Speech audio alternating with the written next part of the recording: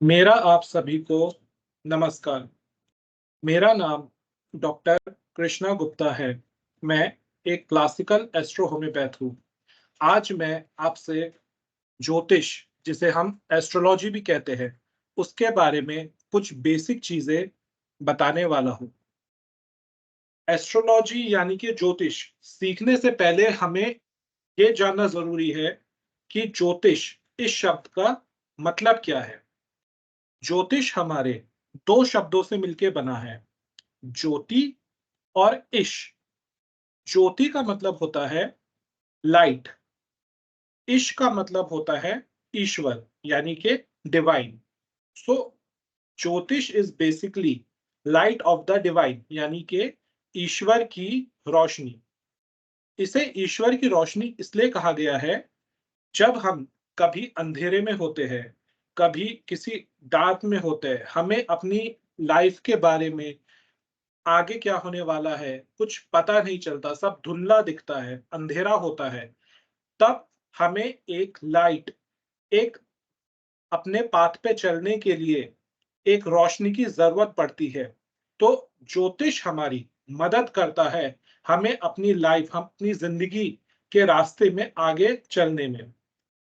जैसे कि आप सभी लोग जानते हैं, कोई भी इंसान ज्योतिष के पास यानी एस्ट्रोलॉजर के पास तभी जाता है जब वो बहुत परेशान होता है। जैसे किसी की जॉब नहीं लग रही, किसी की शादी नहीं हो रही, किसी के फाइनेंशियल इश्यूज है, किसी के घर में रिलेशन अच्छे नहीं है, किसी को कोई प्रॉब्लम है, तभी हम जाते हैं जब हमें कोई सॉल्यूशन नहीं मिलता। इसीलिए ज्योतिष को कहा गया है लाइट ऑफ द डिवाइन यानी कि ईश्वर की रोशनी। ज्योतिष एक डिवाइन साइंस है। इसे कई जगह सुपर साइंस भी कहा गया है, that is the science beyond. तो आज मैं आपको ज्योतिष का बहुत बेसिक बेसिक चीजें बताने वाला हूं। ये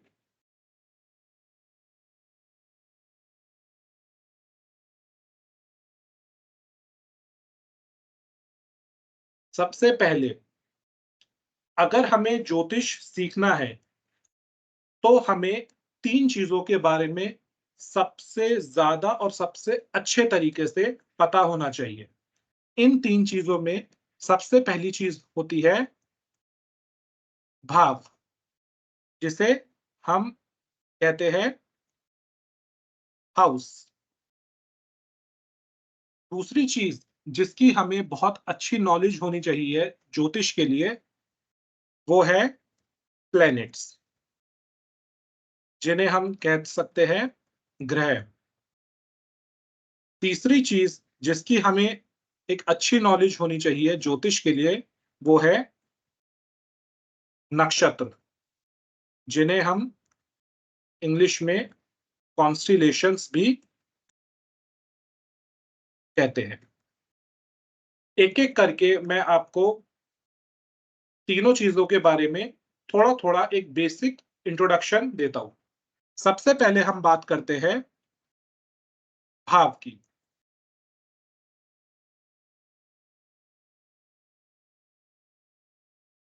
ज्योतिष में आप सभी लोगों ने कभी ना कभी कुंडली देखी जरूर होगी। आप कोई भी कुंडली देखते हैं तो हर कुंडली में एक घर बने होते हैं। टोटल एक कुंडली में 12 भाव होते हैं यानी कि 12 हाउस होते हैं। हमारा जो एक हॉरोस्कोप का चार्ट होता है वो 360 डिग्री का होता है। जो हमारा ज़ोडिएक है, अभी इन सब चीज़ों पे जो मैं शब्द यूज़ कर रहा हूँ, इन सब पे हम धीरे-धीरे करके डिस्कशन करेंगे आगे की कई वीडियोज़ में।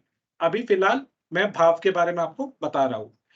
जो हमारा हॉरोस्कोप होता है वो 12 भाव यानी कि 12 हाउसेज़ में बँटा होता है।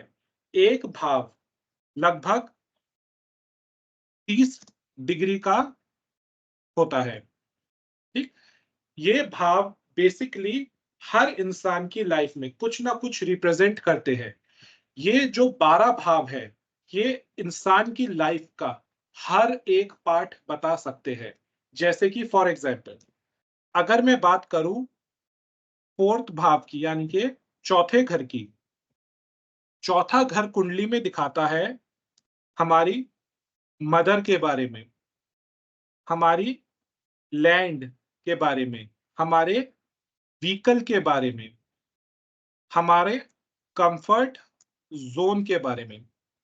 सिमिलरली अगर मैं बात करूं आपके सेकंड हाउस की, सेकंड हाउस शो करता है हमारा फूड, सेकंड हाउस शो करता है हमारा bank balance, second house show करता है हमारा मेल के केस में और फीमेल के केस में लेफ्ट राइट हो जाता है, बट ये आई को डिनोट करता है। सिमिलरली मैं अगर फिफ्थ हाउस की बात करूं, फिफ्थ हाउस रिप्रेजेंट करता है चाइल्ड, फिफ्थ हाउस रिप्रेजेंट करता है लव, फिफ्थ हाउस रिप्रेजेंट करता है आपका education, education up to UG, यानी कि यूजी तक का एजुकेशन। अगर आप पीजी की एजुकेशन की बात करेंगे तो वो नाइन्थ हाउस से आ जाएगा। Similarly seventh house, seventh house आपका रिप्रेजेंट करता है पार्टनर के बारे में, मैरिज के बारे में। हमारे अगर बॉडी पार्ट्स की बात करें, सेवेंथ हाउस रिप्रेजेंट करता है हमारी किडनीज को। तो इस तरीके से, ये तो मैंने अभी जस्ट आपको सिर्फ भाव समझाने के लिए छोटे छोटे एग्जाम्पल दिए हैं। धीरे धीरे करके हम डिटेल में एक एक चीज पढ़ते जाएंगे। तो हर भाव हमारी लाइफ में कुछ ना कुछ रिप्रेजेंट करता है। अगर इसे हम मेडिकल टर्म में बात करें तो हर हाउस हमारा बॉडी पार्ट भी रिप्रेजेंट करता है। जैसे मैंने सेकंड हाउस का बताया, ये आई रिप्रेजेंट करता है। मेल फीमेल में ये चेंज हो जाता है, एक राइट आई हो जाता है, एक लेफ्ट, बट आई का एक पार्ट ये रिप्रेजेंट करता है। ठीक। आपका फोर्थ हाउस रिप्रेजेंट करता है हार्ट को, फिफ्थ हाउस रिप्रेजेंट करता है एब्डोमेन को, सेवेंथ हाउस रिप्रेजेंट करता है किडनी को। इस तरीके से मेडिकल टर्म में भी हमारे 12 भाव हमारी बॉडी का कुछ ना कुछ पार्ट रिप्रेजेंट करते हैं। ठीक। अगला पार्ट आता है हमारा प्लैनेट्स का। हमारी एस्ट्रोलॉजी में, वैदिक एस्ट्रोलॉजी में जो प्लैनेट्स यूज किए जाते हैं वो है टोटल 9। उन 9 प्लैनेट्स का नाम है, सबसे पहले आता है हमारा सन, फिर आता है मून, फिर आता है मार्स, फिर आता है मरकरी, फिर जुपिटर, फिर वीनस, फिर सैटर्न। ये मैंने 7 प्लैनेट्स लिखे हैं अभी। अगर आप इन्हें ध्यान दें, हमारे एक हफ्ते में 7 दिन होते हैं, जो 7 दिन के नाम पड़े हैं वो इन प्लैनेट्स के नाम पे ही पड़े हैं। जैसे सन को हम हिंदी में कहते हैं सूर्य या फिर रवि, इसी से आप नाम पड़ा रविवार, यानी कि वार का मतलब होता है डे, यानी कि रवि का डे, यानी कि सन का डे, ऐसी पड़ गया आपका संडे।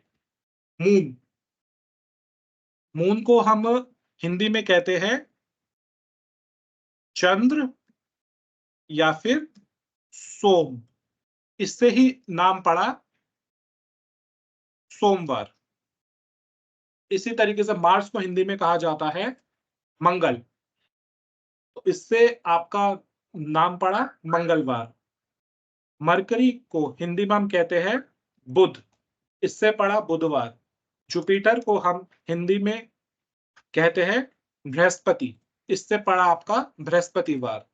वीनस को हिंदी में हम कहते हैं शुक्र, इससे पड़ा शुक्रवार। सैटर्न शनि, इसे कहा जाता है हिंदी में, इससे पड़ा शनिवार। तो इस तरीके से जो 7 दिन है हमारे एक हफ्ते में, वो ये हमारे सातों प्लैनेट्स को रिप्रेजेंट करते हैं। अब हमारे 2 प्लैनेट बचते हैं, राहु एंड केतु। ये दोनों हमारे शैडो प्लैनेट्स हैं, यानी कि छाया ग्रह। इनके बारे में हम लोग बाद में डिटेल में डिस्कस करेंगे। फिलहाल आप ये 9 प्लैनेट्स के नाम याद रखिए, कौन से वीक हर वीक के कौन से डे में कौन सा प्लैनेट पड़ता है, ये आपको याद होना चाहिए। प्लैनेट्स के हिंदी और इंग्लिश दोनों में नाम आपको याद होने चाहिए। फिर हमारा यहाँ नेक्स्ट पार्ट आता है 27 नक्षत्र का।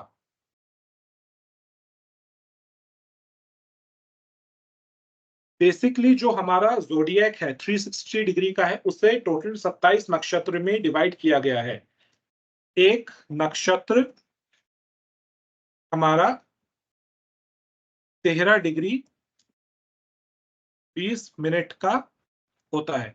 अब इन नक्षत्र का यूज किया, जैसे आपने अगर हिंदी मास के नाम सुने यानी कि हिंदी महीनों के, तो जो हिंदी महीनों के नाम रखे गए हैं वो इन नक्षत्र के ऊपर ही रखे गए हैं। जैसे आपने सुना होगा फाल्गुन मास, जिसमें होली होती है, तो फाल्गुन आपका फाल्गुनी नक्षत्र से पड़ा है। आपने सुना होगा आद्रा मास, वो हमारे आद्रा नक्षत्र से पड़ा है। इसी तरीके से नक्षत्र हमारा बहुत इंपॉर्टेंट रोल प्ले करते हैं टाइमिंग ऑफ इवेंट निकालने में, क्योंकि प्रिडिक्शन पार्ट में हर कोई आपसे पूछेगा कि ये चीज कब होगी हमारी लाइफ में, तो वहां पे नक्षत्र और महादशा बहुत इंपॉर्टेंट रोल होता है। इन चीजों पे हम बाद में डिस्कस करेंगे। फिर हमारा जो नेक्स्ट इंपॉर्टेंट पार्ट आता है, जब आप भाव के बारे में, नक्षत्र के बारे में, प्लैनेट्स के बारे में जान लेंगे, तो एक चीज और है जिसके बारे में सबसे इंपॉर्टेंट है, बहुत स्ट्रांग नॉलेज होनी चाहिए ज्योतिष के लिए, वो है राशि, या हम इन्हें सिंपल भाषा में कहेंगे साइन। टोटल 12 राशियां होती है।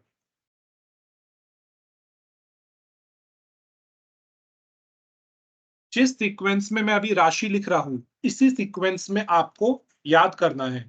ठीक है, हमारे नंबर 1 पे सबसे पहली राशि आती है एरीज, जिसे हम हिंदी में कहते हैं मेष। दूसरे नंबर पे हमारी आती है टॉरस, जिसे हम कहते हैं वृषभ। तीसरे नंबर पे आती है हमारी जेमिनी, जिसे हम कहते हैं मिथुन। चौथे नंबर पे आती है हमारी कैंसर, जिसे हम कहते हैं हिंदी में कर्क। पांचवें नंबर पे आती है हमारी लियो, जिसे हम कहते हैं सिंह। कुछ सिंह भी कहते हैं, सिंह भी कहते हैं। छठे नंबर पे आती है हमारी वर्गो, जिसे हम कहते हैं हिंदी में कन्या। सातवें नंबर पे आती है हमारी लिब्रा, जिसे हम कहते हैं तुला। आठवें नंबर पे आती है हमारी स्कॉर्पियो, जिसे हम कहते हैं वृश्चिक। नौवें नंबर पे आती है हमारी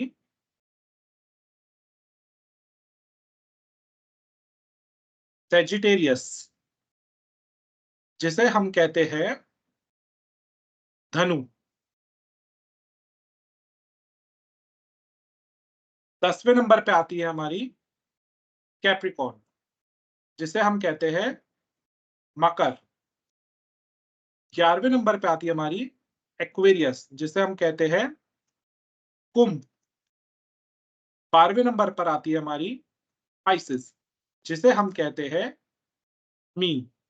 मैंने जिस सीक्वेंस में लिखे है, जिस नंबर में, आपको इसी नंबर में ही याद होनी चाहिए, तो इससे बहुत इजी हो जाएगा आगे की चीजें याद करने में।